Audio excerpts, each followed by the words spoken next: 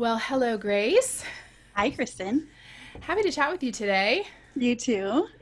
I was trying to think, whenever I have people on, I like to talk about like how we know each other, and I was trying to think we met a long time ago. We did. We've We known each did. other for, I want to say 10 years, It might be. Yeah. right? I don't think we met in person until like Yeah. 2014. Yeah. But yeah, when we started Deeper Story, or when I Yes. started at Deeper Story, that's the Yes. first time I got connected with you, which was Yeah. forever ago. I know. We were both writers at Deeper Story. Although I Yeah. feel like I knew of you even before that, just Yeah, in yeah, I did blogging too. circles. Yeah. Yeah. So I we're, by the time I got on Deeper Story, I was like, "Oh my God, Kristen is here." oh, well, I'm sure that I felt the same way. Because honestly, because I knew of you first from Blogger before Deeper Story. Yeah. Yeah. So, yeah. Exactly. Yeah. And Yeah, we yeah, yeah, had yeah. tons of mutual friends even before we met. So, Yeah, yeah, yeah. yeah. Well, thanks for being willing to come on here and talk to me and Of course. kind of share your perspective. So, you have always been someone who's been very vocal about race. I Um, have. yeah, which I appreciate. I mean, I'm sure that's Yeah. one of the things that drew me to you and your writing.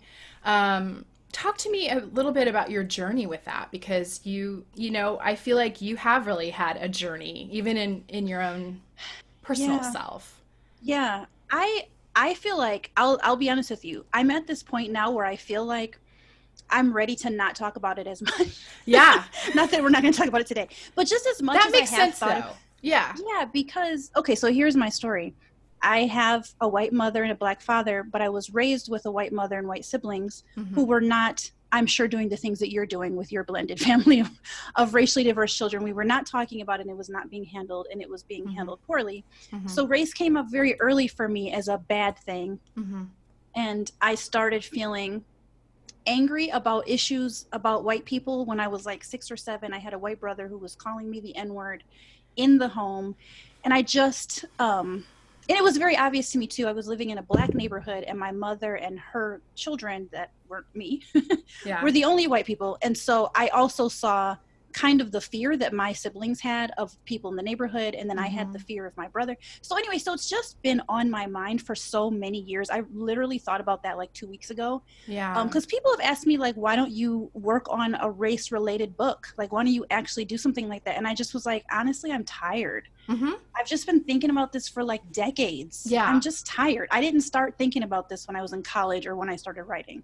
Yeah. It was like on my mind in like 6th grade. Yeah. I have joked with my friends that I was the original Colin Kaepernick because when I was in 6th grade, I was being sent to a white school, a white Christian school, Yeah. and I refused to pledge allegiance to the Yeah. flag because I was like, I hate America and y'all ain't nothing but liars. And then I was just like this little black girl in my class with an attitude problem.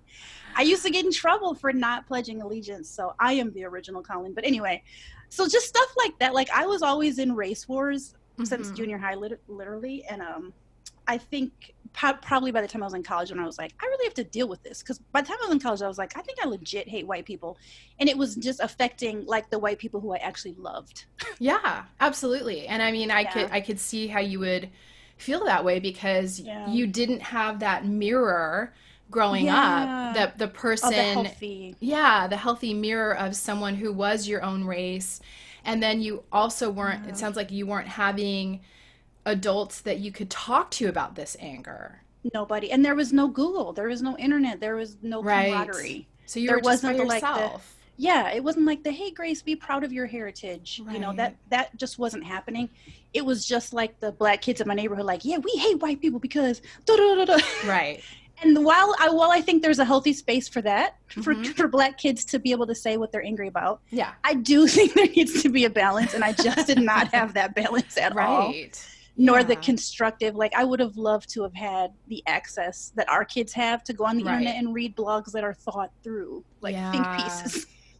Here's what to Yeah. do with your rage, or here's how to think about this, or here's how to empower yourself, or any of that. So Yeah. I think that wore on me I'm sure that it a bit. did. I mean, I can't Um, even imagine. I know, I'm raising two black kids in a white yeah, family, and, um, I'm doing the best I can, but it's still, even for them, can feel yeah, isolating, yeah, even as much as yeah, I'm pushing them into all black spaces or making sure that they have access to their community.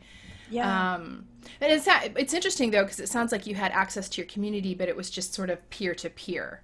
Yeah. Yeah. There I did wasn't. not have access to Hmm. my older Black family members. And Yeah. honestly, even if I did, I don't know if they had, I don't know where they were with this Yeah. either, with these Yeah. issues. Yeah. So I don't know that anyone would have been like, oh, let's sit down and actually talk about race, Right. you Right. know? So then as So, you walked forward to like college and into adulthood, I mean, what did you need to do to come to a real healthy, first, self-identity as a Black person, but then, as a person who's also biracial? yeah, yeah. Okay, so what happened was I got involved with InterVarsity, which is like a Mm-hmm. campus ministry. Mm-hmm. And what was really helpful, InterVarsity was very helpful for me. I know InterVarsity wasn't helpful for a lot of people. It was really good for me though, because I got involved with the Black chapter, and that's where I got that mirroring. Mm-hmm. So I had a Black staff worker at a majority Black Mm-hmm. chapter at a majority Black school. I went to Wayne State University in Detroit, which is majority Black and Arab. And Mm-hmm. it was the first time I got to see like, oh, this is what it's like to be dominant in a dominant culture, Yeah. in a dominant campus ministry. I Yeah. thought university was Black until I actually realized like, oh, this is a national movement. It's white. And you have this very small pocket because you literally grew up in Detroit, which is 98% Black. Uh-huh. But anyway, that's where I got like the space to say, hey, I'm biracial. I have white heritage. I have Black heritage. Mm-hmm. It's safe to explore all of it. It's safe to kind of bring all of who you are to God. Like that was kind of what I was learning. And it really Mm-hmm. was good for me. I was being introduced to really great authors. And Mm-hmm. that's when I really thought like, I could do that. I would like to write something. Because I that. started thinking like, people are writing about this stuff. Like, that's so Yeah. cool. Like even before that, I didn't even know people were writing about it. So yeah, that's kind of how the journey went. And then I like legit fell in love with a white dude. And I think that really did something good for me too, because he just happened to be like a really good white woke dude. Yeah. Who is my boy's father. So Uh-huh. I have white presenting sons, Mm-hmm. who although I always say that, but sometimes one of my sons, people do think that he's Black. So I shouldn't always say that. But the other son, definitely everybody always thinks he's white. Mm-hmm. But because of their dad, like we have a really healthy relationship to race that we're able to talk to, because he's really, really still really good at these issues. I'll just say it like that. And I always think it's really interesting, our scenario, because you have white presenting, well, not white presenting, they are white, Yeah. white daughters and Yeah. Black sons. And I Yeah. have a Black daughter and white, Yes. white Yes. presenting sons. But it is just an interesting thing, the sibling thing. My daughter's a lot younger than yours, but Uh-huh. she knows that her skin is brown and her brother's is white. So Oh, you know, yeah. she just turned 4. Yeah. But yeah, I would love to talk to you as they age. Like, okay, how do you do this, Kristen? How do you do this? Well, I thought you were going to tell me. It's such a weird thing. And well, and just being biracial, it's just like we're all just one big racially ambiguous family, but it's okay. It's working. I know. And we're all just confusing everyone at the grocery store. Seriously, yeah, I have had one of those instances where somebody asked me, "Are these children yours?" One before my daughter, and I was just like, "Yes." You don't think they look like me? Like we're all like a weird shade of yellow. Like, Yeah. don't think we all look like each other. Do you really think I'm the babysitter? Oh, that's so Right. sad. It's so sad. frustrating. That's Yeah, frustrating. and is it your business? If I had been who I am now, that's what I would have said. But Yeah. I was trying to be like super good Christian, like, well, let me help you understand. And now I'd be like, it's not your business. Isn't that so funny? Because I feel that way too. I mean, 15 years in of parenting, when Jafta was a baby, I mean, I would just like answer questions like, because I got that all the time. Like, Yeah, is he I'm sure. yours? Where is he Where did you from? get him? Where did you get him? And I would just give these very nice answers. And I feel like now, but of course, I mean, that's always the benefit of time and growing older. Yeah. Now Yeah. I would be like, it's really none of your business. And I don't owe it to you. I don't even Yeah. owe being nice to you. And I'm shopping. Like I'm trying to check out. Yeah. Yeah. I've really, really changed on that. And I realize Yeah. it really doesn't have anything to do with Christian love. It doesn't. No. It just doesn't. And usually people are just being jerks. They're just being nosy. And I also always felt protective of my kids, like, because it's othering for them to be hearing Yeah. strangers asking about their identity. Like, Yeah. they're not doing that when I'm just with Yeah. my girls. Nobody asks me Yeah. my children's Yeah. origin story. Yeah, that's true. Literally just the other day. What's today? Tuesday night when my kids and I were all at the pool, and this black woman came up to my older son Ransom, who's the one who kind of looks a little bit tiny bit biracial because he just has really curly thick hair like mine. But anyway, she was like, "Is that your mama?" He was like, "Yes." And then she was like, "Is that your mama?" to the other one, and he was like, "Yes." But it was just kind of like they were confused about it. Yeah. And she was just trying to say, "Oh, you look like your mom, but you don't." I got the subtext, Yes. but I didn't say anything because they're old enough now. They're 11 and 14. So I thought I kind of want to see how they handle it. Yes. So they just said yes. They were nice about it, but it like still little stuff like that happens. Oh yeah. She smiled and then she was like, "Oh, y'all look just like her," but I think she was just recovering at that point. Yeah. She got what she wanted, which was information. Oh boy. Yeah. Okay, so going back to what you were saying about InterVarsity and that experience of being in an all black space finally and being in a majority space for yourself finally. I know, I have a predominantly white audience. And I know, I mean, I'm just going to name some of the questions that white people sometimes have. Okay. Sure. Why do we need all black spaces? Oh my gosh. I think for me, it was literally the first time I ever knew that there was a variety of people. Okay, how do I say this? It was the first time I ever recognized that black people are not a monolith. We're not just what I saw on TV. Right. Which was legitimately like the things I saw on TV. That was the only example of black family, black people. And I'm including things like Cops. Yeah.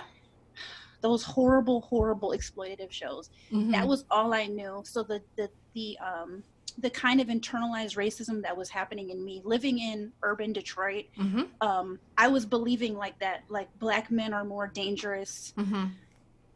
It wasn't literally till I got around a number of black people in both the university and InterVarsity where I was like, black people are really different. Yeah. I need to see this. I need to see we're as different as white people are. It's just such a weird statement to make, but I didn't get that until college. So I needed that space. Honestly, I needed to see at that point in my faith, I needed to see what black Christianity really looked like, that it also wasn't just, it didn't have to look like what I saw on TV, like hooping and hollering. Like, or prosperity gospel. Yeah. I also really needed to feel the safety because my mom had sent me to Christian private school, And I feel like I needed the safety of black spaces where I was just accepted without like, "Oh, can I touch your hair?" And when I was in the private school, I just got a lot of like, "Oh, we like you and we'll accept you because you're cute and funny, but you're still different." I just got a lot of that. Like over the years, I knew there's limits to this. It's like I have these white people who I trust, but I'm still hitting a wall. Yes. And it was like one of the first spaces that I ever thought like, I'm really loved here and wanted here for who I am. I don't have to really think about how I look or what my hair is doing. Yeah. No, it was just my first time really, really letting my hair down, I guess. Of just being myself and being like, oh, like black people like me. Yeah. Although I got that in my neighborhood, but it was a little different. It's different when you're grown up. Yeah. And I think, some white people are really defensive about like, well, why does there need to be a black student union, or why does there need to be, oh my gosh, it's so important. Why should there be a club that doesn't allow me in? Isn't that racist? And it's like, I think of so many of the affinity groups I've been in my life, like maybe adoptive parents, right? And there's just, when you get around other adoptive parents, you can say things that you can't say in Gen Pop because they get it. That they are going to understand when you complain about attachment issues or whatever it is, that they're not going to push back. They're not going to judge you. Yeah. And I just feel like that has to be so true in all black spaces, to be able to know that the people you're talking to, when you describe a racialized experience or a racist experience, that nobody's going to go, maybe you're just being sensitive or get gaslit. Right. Yeah. That you're not going to have to push back on someone's denial systems, that everyone is just going to be on the same page. Yeah. I think that what really helped me understand this, so I went on to work for InterVarsity for like 12 years. I volunteered for 4 years and worked for 12 years. And what I did primarily was start black student groups. So I got a lot of pushback over the years from white students. And the way that I tried to explain it to them, because the pushback I got from white students or their parents, honestly, it seems like white people, you can correct me if I'm wrong, but it seems like white people don't grow up with a sense of like who they are as white. They're your gender first, and then your race, maybe second, third, fourth. 1,000 or 10,000%. Yeah. I agree with that. So yes. it seemed like when students would be pushing back, they weren't understanding how much the Black students were feeling like, when I come here, I'm Black first, then I'm woman, then I'm male, then I'm non-binary or whatever they are. And then they're like experiencing the university and all of the, I mean, because going away to college is a big deal, It is. you know? And so I felt like those spaces were needed maybe even more well than some of the spaces once you're grown up and out of college, you know? Oh my gosh, yeah. Because you're on your own. I completely agree. I completely agree. I desperately hope my boys get, if not going to, you know, an HBCU, I hope that they will be involved in some Black groups, all Black groups. Like, I really want that for them. I do too. I want that for them too. I know. Yeah. Something you said though about white people not understanding their culture or their ethnicity or any of it, I think, or their race, like all of that is true. But what's really scary about that is we do have a race, a culture, and ethnicity. Like white is all of those things. Yeah. And when the problem is when we don't accept all of those things as being unique to whiteness, what we do is we say, I'm just normal. Yeah. I'm just default. I'm just a human being. But we're bringing this whole suitcase of cultural bias and experience and then projecting it as the human experience, which is so problematic. Yeah, and then not understanding that no other Black people aren't seeing it that way at all. So it's like coming from like that. Yeah, I totally think that's why that's not understood. And I get it. One of the ways that I helped some friends of mine get this was I went on like a mission. I did a mission. I regret this, but I did a mission trip to Africa when I was in college. Do you think I didn't do that 3 times? I believe that you did. I believe that and then to Haiti and then to Peru. Do you think I have? Yeah. Oh yeah, I think I knew about the Haiti one. Yeah. So but when we were there, I was the only Black American person in this trip to Africa, but I understood for the first time, I am Black American. I'm not even like, this is very different than Africans. Yes. So, but I felt like, but the peers I was with, they were like, we need to sit down and have space where we can just talk amongst ourselves. And like, they got it then. Like, oh, I'm in Africa now. Like, I'm the only white people in a 400-mile radius, and I need space. I remember them being like, we have to sit in our tent and talk because I don't feel safe out here and blah, blah, blah. And I was just like, oh, now y'all understand. We got to take y'all all the way to Africa to understand what a safe space is. So, oh man, I use that example for days because they got over there and were just like freaking out about needing to feel safe. I heard that sentence like 10 times. And I was just like, okay, don't let me hear you say nothing when we get home about Black people needing safe spaces and feeling understood, even just needing to hear your own language. Yeah. You know? Yeah, which is a thing. Speak freely. Yeah. It's definitely a thing. I mean, I remember traveling when I was newly married, my ex-husband and I traveled Europe for like 3 months. And I remember like midway through the trip, we went to a Hard Rock Cafe, which is a restaurant I would never go to in any city. In America. Never. And especially while traveling, because I am generally one of those people who, while I'm traveling, I want to eat all the local cuisines. I want it all authentic. But I think we just had that moment of like, I just need things that are familiar. Yes. I want to look at a menu in my language. I want to eat foods that I'm used to eating that are predictable, right? That I know that if I order this, it's going to look a certain way. And it's like, it's not racist that we felt that way. It's just we wanted some comfort and familiarity. And it's like, I don't know why white people have such a hard time understanding that Black people want that, want those spaces, right? Yeah. Like that. And then it's not racist or exclusive. It's just a need. Yeah, it's just a felt need. Yeah. And it doesn't harm us in any way. It's free. Yeah. It's completely free. Usually. No one's taking anything from me by having a club that I can't be in. Yes. I really hope that one day, with the way things are going, with more information, that white people really start to understand that and even create those spaces. I mean, honestly, I think this is kind of part of what you're doing too, is like exposing people like, hey, we can have safer spaces. Yeah, I hope so. I hope So so. And I hope white people will push into trying to understand what whiteness is, because I think it's really important. yeah, I think yeah, without that understanding, we are just doing a lot of projecting and, yeah, you know, a lot yeah. of I do just too. a lot of misunderstanding. And then to be able to give freedom to, like, you know, okay, this is what my culture looks like, and then other people can have a different experience or a Yes. different, you know, Yes. Yeah. I like a hear you. different concept of family size or a different concept of time or a different concept of Yeah. collectivism or a Yeah. different concept of how many people live in a house, you know, Mhm. Mhm. all those kinds of I hear you. things. I I remember hear you. a problematic moment for myself, I'll confess, when I moved into the house I live in right now. It was 20 years ago, and I, I mean, this is embarrassing to admit, but there is a family across the street, um, and they have probably they have a grandma, and then there's two children, and then all of those women's adult children, and probably 10 kids. And when we Okay. first moved in, I was like, how many people live in this house? Oh, yeah. Like, what? Oh my What's going on gosh, here? how many Yeah. people are in this house? How many cars? How many kids? Yeah. And that was me, that was my whiteness projecting onto their culture, because culturally it is completely normal for them to Yeah. all still live together.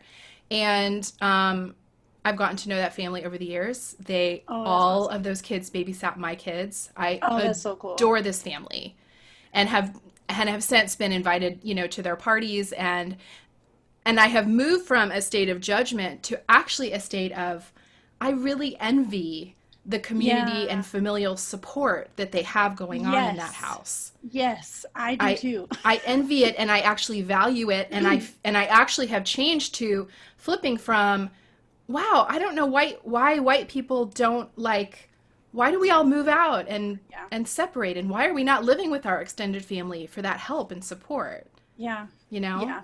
Yeah, that's one thing I mean, my family situation is different, but I've been jealous of other cultures who do that too. Yeah. Yeah. Like it's so like you guys almost function like sister wives in some They way. do. Yeah, it's I just feel like that was kind of a good idea. I mean, not all Yeah. of it, but some Yeah. Totally. Totally. some things would be cool. Hmm. Right. Would my life be easier with a sister wife? No, I know. Well, I want to talk to you also Oh about being boy. black and being female, Okay. because I know, you know, that is its own unique thing. And It you have talked is. some Yeah. about how, you know, that intersectionality is a very marginalized group. When you have, Yeah. you know, black, when you have both of those minority things or both of those kind of oppressed status Yeah. happening at the same time. I don't know if you remember this. Do you remember? Oh wait, are we still good? Because you're kind of frozen a tiny bit. Oh, am I? Are we good? Yeah, Okay. it's all good from Now my can you end. hear me? Yep. Okay. All right. Now we're good. So I don't know if you remember this, but I have been on a journey with feminism. Yeah. Do Yes. you remember when I wasn't a feminist? Yes, And I I do. didn't really understand. Yeah, I really did not understand it because at that point in my journey, I really only saw all my problems as Black people problems. Hmm. And honestly, I really think part of that journey for me was part of being a part of racist America because my Black people problems Mm. were so much bigger Hmm. than Hmm. my feminine being a woman and Yes. I really didn't know how to merge them. So it was like, because I'm kind of a black and white thinker anyway, so I really have to force myself to like, what's the middle? What's the middle? But Uh-huh. like at that point, I just really thought Black people's issues are so much bigger. Like I don't want to focus on women stuff because then it's going to become a white woman problem. Hmm. And again, this is the exposure thing. Like I just didn't have enough exposure at that point to like, what is intersectional feminism and how can these things like now I understand like how it really interweaves. Like I really Hmm. don't believe a person can be anti-racist and not have feminist belief systems, you know, or Hmm. womanist beliefs. Like it's just all related. But back then I was struggling with the complexity of it for myself. Yeah. And I think getting in touch with the ways that I was being harmed as a woman Hmm. really helps me. And so now I kind of see. So now I feel like I suffer equally. So glad you came to that place. I know it's great. But yeah, I think once I realized like there is, and part of that was just again, all of this has been exposure for me. Once I Yeah. got more exposure to more Black women writers and Mm-hmm. bloggers, then I really saw there are ways to address the unique issues of Black women that still centers Black women and doesn't. I just was so, honestly, I was just so afraid that white women were going to come in and take it over that I couldn't even allow it in my head. Hmm. Yeah, I don't know. That makes sense, though. This Well, white women yeah. have done that. I mean, Yeah, in feminist circles, like that I'm absolutely happened. it's funny because I'm legit like really understanding this right in this moment right now. Huh. Like, yeah, that's why I was thinking that way. So yeah, but once I realized it, it has been helpful for me, even though I was making a joke. Like, now I understand how I suffer equally in both those demographics. But it really has helped me because I considered myself to be an advocate, and that's in any way that I can advocate for Black women I want to do. Yeah. And I really have had to learn what are the ways that Black women are suffering across the board, like Black trans women, Black children, just all of it, like all of the intersections of Black womanhood were suffering in a very unique, specific way. And I think too, for me, so in my previous marriage, I was in an abusive marriage. I did not understand really, really, truly, fully until I started entering into specific spaces for Black women who've been abused in intimate partner relationships. That was like mind blowing for me. And just opened me up to a world of pain that I didn't know that women were gathering in that niche. Yeah. Yeah. Like that specific. And so yeah, it's been kind of depressing.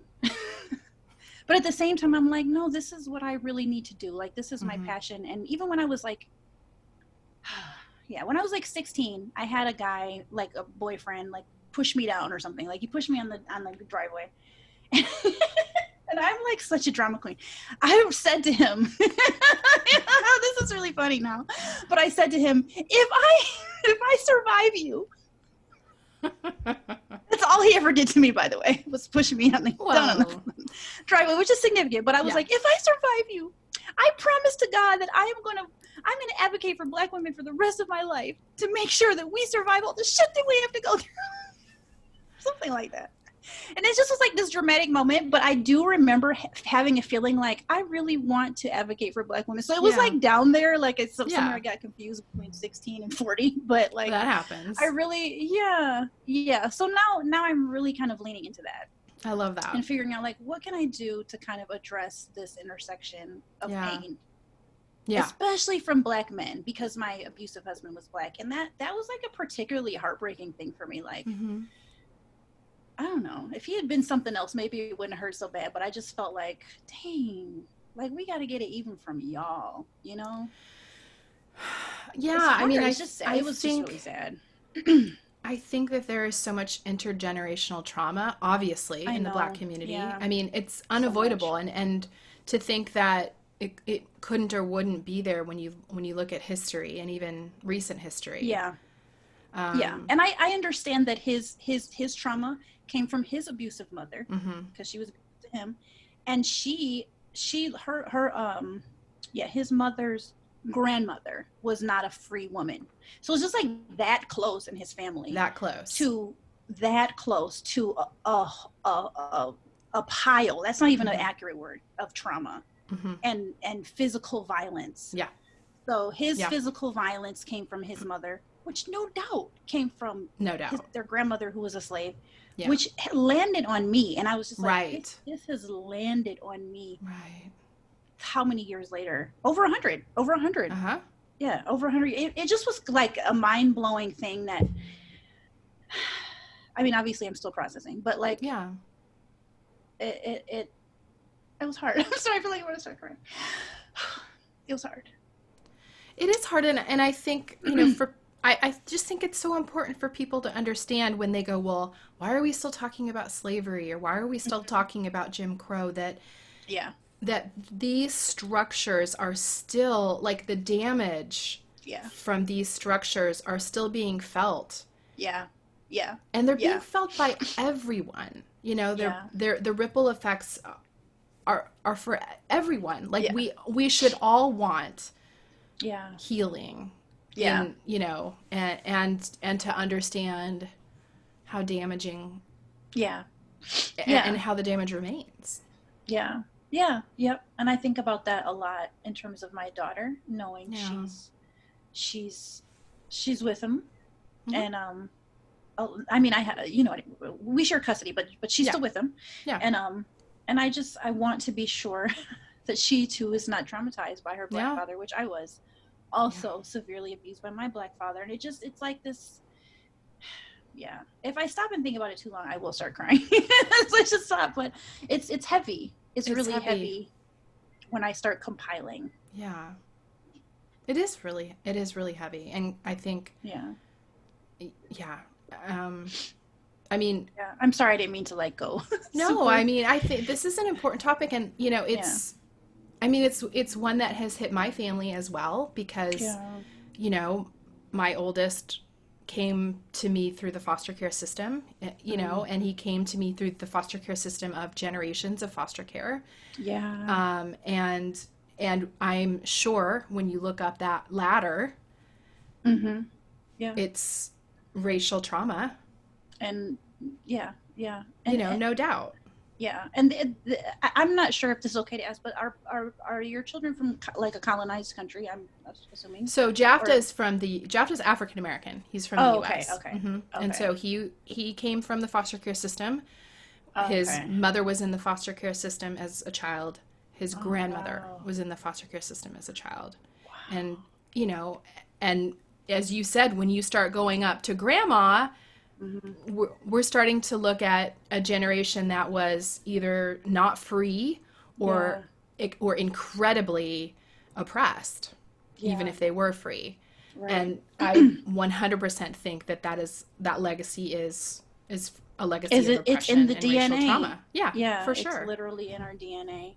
Yeah, I Um, literally just wrote something about that the other day, how after my ex I had literally made a decision like I'm not going to date any more black men who are traumatized, and I it was very it was like within 3 months I was like that's not going to work.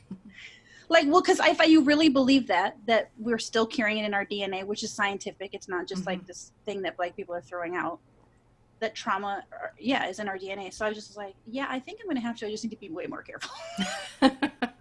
Well, I mean, so many people are walking around with trauma. I think the critical Right. question is, have they done the Yes. work? Face their trauma, Yes. done the work, continued therapy, are willing Yeah. to continue in therapy. Yeah. Yeah. Yeah. Did they trigger you? You know, those are the questions I have very much looked into. Yeah. I have to know now, Yeah.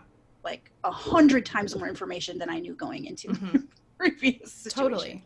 Totally. So, Well, yeah. and to answer your other question, yeah, Kembe is from Haiti, which is Okay. Yeah. absolute. I mean, So much so trauma. much trauma, and Yeah. and Yeah. oppression and exploitation by the French, and yeah, Yeah. yeah. Yeah.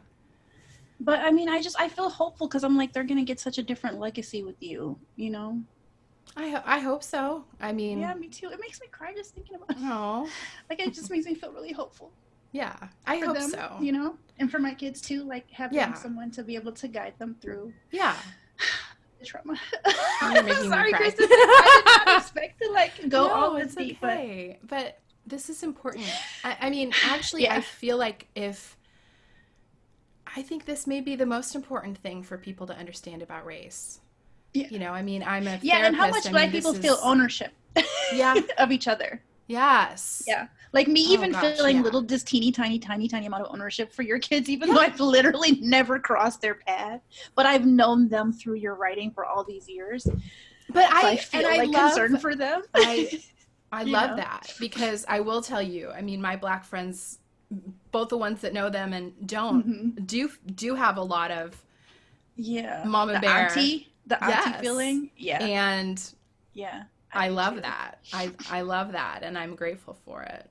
Yeah. Yeah, I have Yeah. that too with writer friends. It's the writer people. I don't know what it is about the writer people. They're like, I'm your kid's auntie, and that's just it, you know? Totally. It's so true. It's so true. Okay, I want to ask you because we have this shared experience too of white presenting kids, black presenting Oh, kids. yeah. Yeah. And I know your daughter's younger, but like have you noted a difference in the way the world responds to your kids? Mm. Yeah, I do. Yeah.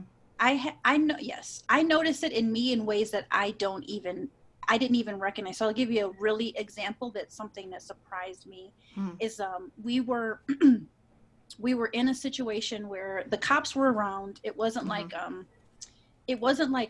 felt like danger from the cops or anything. Yeah. But I literally told my son Reese, like, you get out of the car first. And it was kind of like one of those things, like, what am I thinking? But it was kind of like, he's the whitest looking person in this car. Yeah. Yeah. And I just thought, like, as soon as the cops see a white looking person, they're automatically going to, my thought was, be more calm and disarmed than if my partner who is black got out of the car, like a black adult male, or even me. So yeah, it was just this weird thing. And then I thought, like, what am I trying to, like, sacrifice my son? But it really wasn't that, because I didn't feel like danger, but it was like this idea of, like, I have seen instances where my white presenting son, who is 11, makes people feel better about our scenario. It's weird. I can't even really explain it. I know some people might be like, is she just imagining things? But I promise you, I know you're not. I know you're not. Yeah. So I think it's probably going to become more clear as my daughter gets older, how she's treated differently. I've wondered in daycare a few times, but it feels like such a stretch. So I would never say anything, but there's times I've thought, like, is she getting as good a treatment, you know? Because she's generally a minority in her daycare environments. And so I can't say, like, that I've seen overt things, but I mean, there was a one time I wrote about this a while ago where at an airport, I basically, Kristen, I don't know what I was thinking, but I took my son out of the country without a passport. It was the most American thing I've ever done. Like, I just was like, oh, we can go anywhere in the world. I took him out of the country without a passport. He was like 6 months old. He was 8 months old, Ransom, when I just had my older son. And when we went to leave, they were like, whose child is this? They didn't believe me that it was mine. No. And they were like, where's his passport? Where's his birth certificate? I was like, well, y'all let me out. So I just assumed y'all would let me back in. So they were like, well, no, you have to leave him here. And I was like, I'm not leaving him anywhere. I'm not leaving. Like, I will stay here in the airport. I'm not leaving him. Like, he was my only son and 8 months old. I'm like, I am not leaving him. And so they were like, well, you just have to come back to this facility and you got to get fingerprinted and all this stuff. Like I stole him. And it was one of those things I was like, I don't know if this is because of race issues or not, but the way that it got handled was because, honestly, I truly believe it, because I had a white husband who came in and was like, who had literally had to come to the country. I mean, legit, it was Canada, so it wasn't that far, but like had to resolve it as a white man. You know, he didn't even bring the freaking passport. Well, actually, we didn't have one. That's the truth. He didn't have a passport. Yeah. Well, not many people have one for 8 months old. Because that is my white ex-husband is that forgetful. Like, he went to go rescue his wife and son and forgot the birth certificate. But because he's a white man, it got handled. Yeah. And that was the first time that I saw, like, the sway. Like, we're talking about an international debacle. Yeah. Being arrested and fingerprinted and interviewed and... Yeah. And then he just came in like, oh, yeah. Yeah. And I was just like, look at that. Look at that. I totally believe that. I mean, I have had so many experiences of flying back from a flight where I was one of the few white people, right, from another country, and just being like, oh, you're fine. Oh. You know, where everyone else is getting searched, everyone else is going, you know, being questioned, and just like, oh, go ahead, white lady. Yeah. And that's a thing. Yeah, that doesn't happen to me. It's uncomfortable. Yeah. That doesn't happen to me. I have wondered, like, because I do recognize that I really, truly, honestly believe that there's colorism and that I have a lot of privilege as a light-skinned person. Yeah. And sometimes even I think as a racially ambiguous person, but not white people, not white woman privilege. Not that that's where the line draws. Like, sometimes I'm like, oh yeah, I can get away with stuff. Just look. They're like, oh no, you are not a white woman, so you're not getting that much privilege. Like, you're getting some, but not that much. Yeah. But I do feel like there are ways where I've seen my ex-husband, who was white, and my sons get away with stuff that I'm like, there is no way if they were black, that kind of stuff would have happened. I 1,000% believe that, which is why I really do think it is important for white people, whenever there are instances of Black people and you're observing them interacting with police, to just be present, like be a presence, ask questions as a white person, because you know, as a white person, you can get mouthy with a cop. Yeah. And most likely walk away.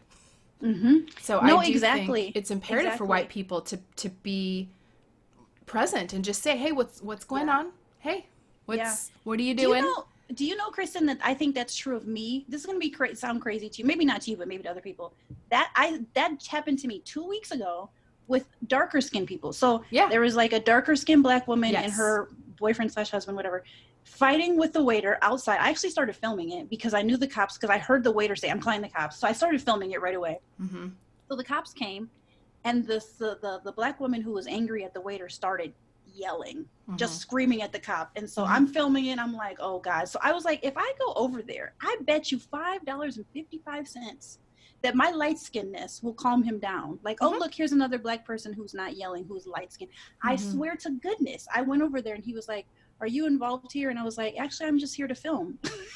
And he started asking me questions. What happened? He stopped talking to her and started talking to me. Oh, you were the trustworthy person in the Yeah, I situation. became my Mm-hmm. light skinnedness, I believe, Yeah. made me the more trustworthy black person in that scenario. I mean, Yeah. I came over there calm, but I was also filming, and Yeah. we've seen what happens to some black people when they're filming. Yeah.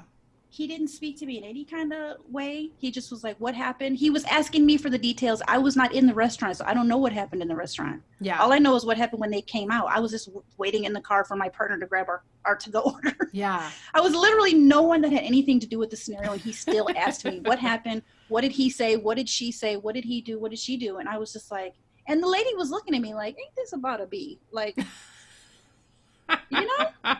And I don't know Yeah. if she had that same thought, but I was like, well, I came out here because I wanted him to know, like, there's another black person watching you. You're also being filmed. Mm-hmm. Like, I could see that she's escalating, and I don't want it to escalate more. Mm-hmm. But I knew that, yeah, I knew that that was going to happen.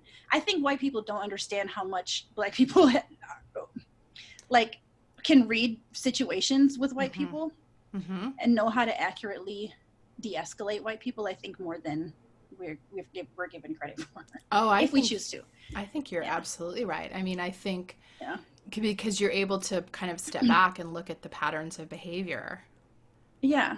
And I Yeah. know that white people trust me more than they trust darker people, I especially in conflict scenarios, especially if yeah. I'm willing to code switch and like come in with my Yes. standard Midwestern dialect, like, "Excuse Right. me, officer, what's going on here? I'm Yeah. concerned," you know, and that's happened a few times because I work in a library, so we get to experience a lot of crazy stuff. So I have had to de-escalate patrons Library and drama. officers. Who would have Library thought? drama. I know. I work in a downtown branch, so around a lot of vulnerable populations. Yeah, that makes sense. Yeah. So we get a lot of drama. You more than you think. Yeah, Actually, no, that one makes security sense to guard me. said there's like we get more drama than he got at the public library in downtown Chicago. Yeah. Yeah. So I was like, wow. But yeah, I've seen it happen several times where Mhm. everybody's looking to me, like the Mhm. white people are looking to me, and the black Mhm. people are like, well, you're going to be calm. I'm not. Maybe just because I work there, but Well, I think that light interesting. skin privilege is totally a thing. And then I think there is Yeah. also bias that is projected on Black people about like when they're angry, they're really angry. You know, that trope of the Yes. angry Black woman, Yes. where we see Yeah. white women acting out all the time. I mean, just Karens Now more than ever, everywhere. right? These Right? videos. But there's They're still getting this sort of trope of like Black women going off or Black women, you know, Mm-hmm. being angry, Yeah. being more angry. And Yeah. they're, yeah, Yeah. that's the Yeah. thing. If I hadn't grown up in white schools, I probably would not know how to do all the switching that I know how to do. Mm-hmm. Because I noticed that with the Black kids I grew up with who were going to the public schools, Mm-hmm. they didn't know how to. They did, in a sense, they didn't know Mhm. how to function in white worlds once they got out of the Mhm. hood. Mm-hmm. But because I went to the white schools, I kind of knew how to do the switching, the code switching. Mm-hmm. Mm-hmm. So I feel like that has actually really come in handy in terms of de-escalating angry or scared white people, which I hate that I feel like that's my job. But sometimes I feel like it just comes in handy. Like regardless, well, it's a skill. It's a skill. It's just a life skill I picked up, and I Yeah. don't mind doing it, especially at the library because they're all vulnerable populations. But in that scenario, I was just like, this is real trifle. I wanted to say to him, like, do you understand what's happening right now? Why? Mm-hmm. I wanted to ask him, but I was like, I don't really want the drama. Yeah. But I really wanted to point out his colorism. Like, this is ridiculous. Yeah. I think that colorism is a very hard one for I mean, I think white people have a lot of denial systems around racism, but the Yeah. colorism one is one that they're just not willing to look at. It's like next level. It It's really next is. level. It's next level. Yeah, Yeah. it's like Matrix level. It's so Yeah. hidden. It's Uh-huh. so hidden. It I'm not is. I don't even think I'm asking white people at this point to understand that. I may have given up. You're like, Let's just get to the basics. 101. Right. And this is a 201 conversation you're not ready for. Yeah, because honestly, sometimes black people argue about this, about whether or not this is a thing, and Yeah. so we're still figuring out in community. So I feel like Well, and I mean, white expecting other people, I mean, don't even get me started. Like, do you know how many times I've been asked if my two boys are twins? They are completely different colors. And they're heights, right? And and everything. they're like, Kembe looks so clearly Caribbean, and he's very dark skinned. does. Jafta looks Yeah. very African American.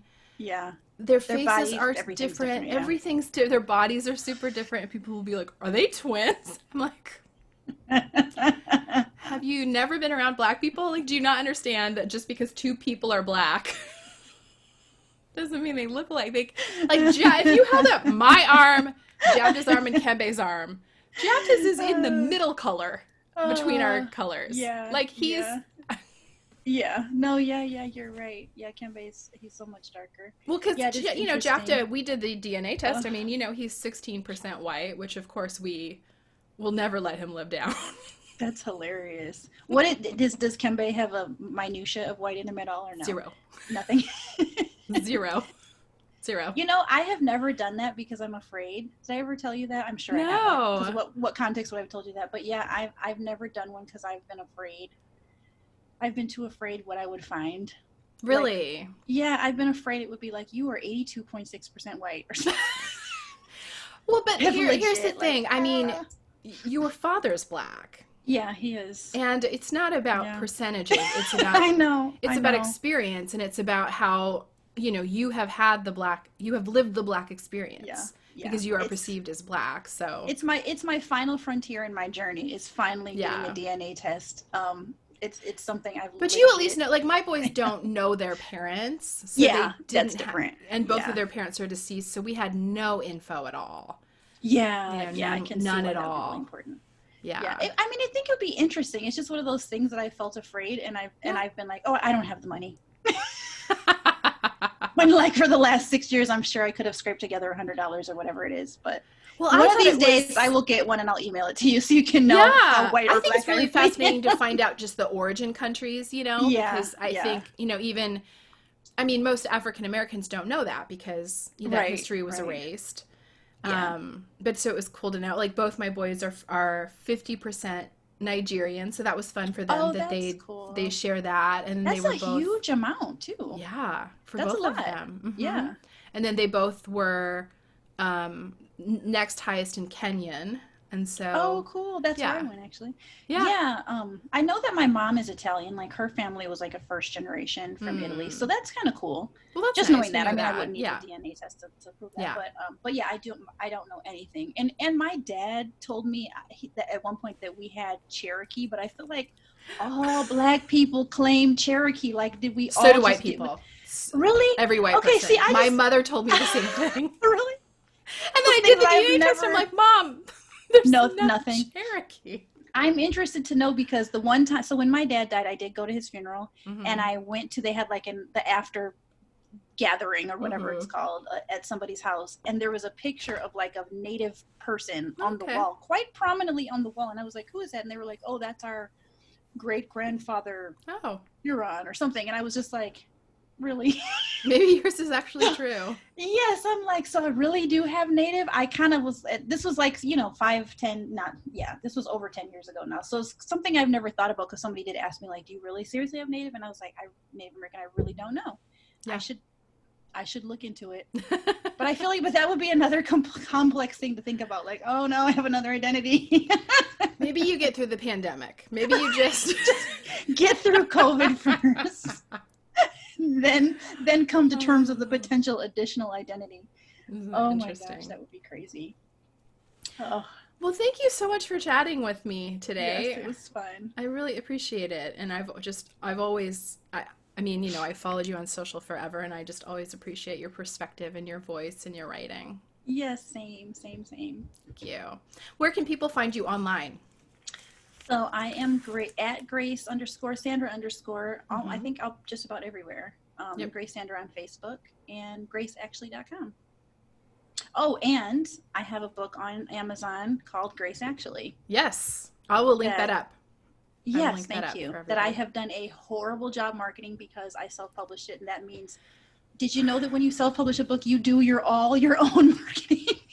And I just Did kind you of was know like, here when it you is, you guys. Here publish it is. with a big publisher, you kind of do your own too? Oh, really? Nah. Yeah, but they probably tell you to do stuff, right? Like, Yeah, hey, can you do this? Can you yes. do that? Yeah. Yeah, I just didn't think It's about it. hard. Like, oh, here's Yeah. this book, and Yeah. okay, y'all just go get it. And people are like, you have to actually keep talking about it. And I'm like, Well, okay, okay. talk about it. Market it right here. Tell us what it's about.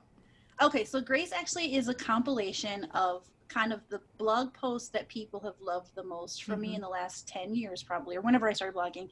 And then a few additional things that I wrote while I was going through the abusive marriage, but I didn't Mm-hmm. feel comfortable sharing. Yeah. So it's really, it's kind of memoirish, but it's Yeah.